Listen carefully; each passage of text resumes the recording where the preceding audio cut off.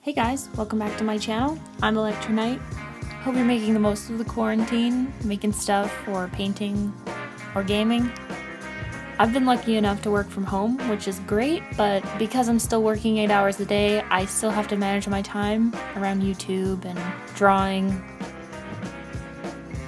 I started with a light gray wash that should have been darker. I was trying to create a concrete texture to work on top of, but because I begin cautious, I don't like to go too dark too fast, or I begin that way and get more and more reckless as time goes. The gradient from the light area to dark closer to the ceiling was a bit difficult, and I was considering trying out my airbrush to make an even gradient. I didn't, but I'm curious if it would work. Are dark gradients harder to do than lighter ones? I feel it is, but maybe I'm just not very good at it yet. Next, I painted the vending machine and drinks. I stayed away from any actual branding, but it's pretty obvious what everything is, I'd say. To avoid actually writing anything, and because I'm not big brain coming up with words, I just scribble some graffiti looking gibberish and call it good. It's a common theme. You'll see.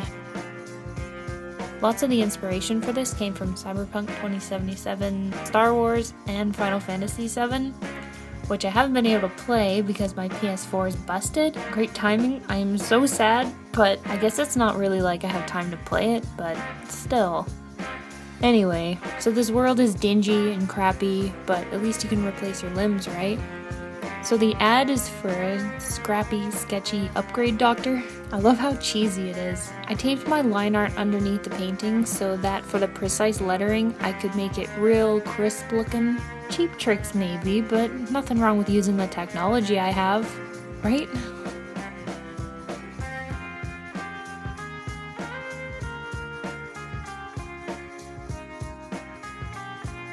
Midway through painting this, I redesigned the train map sign. It was originally a banner with a floor level, but it looked too out of place for the dingy feel I wanted to convey. I redesigned it with an LRT line that goes up to different levels of the city, kinda like Midgar and Coruscant, if you know your nerd culture. So that was fun, and maybe something I could expand in future drawings. As I mentioned in my last video, I hate using green. So for this one, I'm going to keep it primarily to the primary colors. Yellow, cyan, magenta, and of course, lots of black.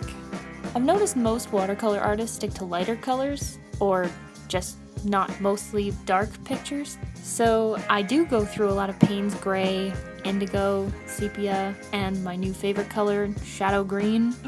You said you don't like green! Yeah, I know, but it's really good for mixing with other colors and making them darker. So I have really nice dark rich reds now just because I've got shadow green.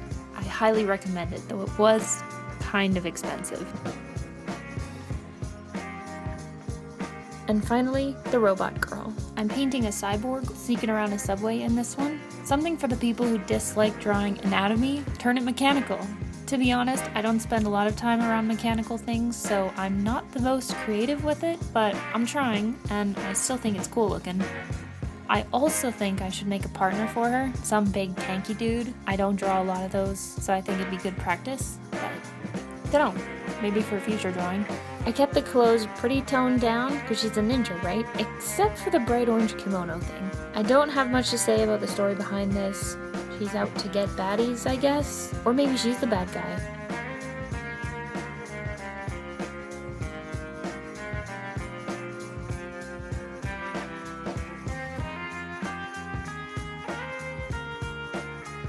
Last thing to do was finishing touches, mostly done with pencil crayons to add some details and some texture.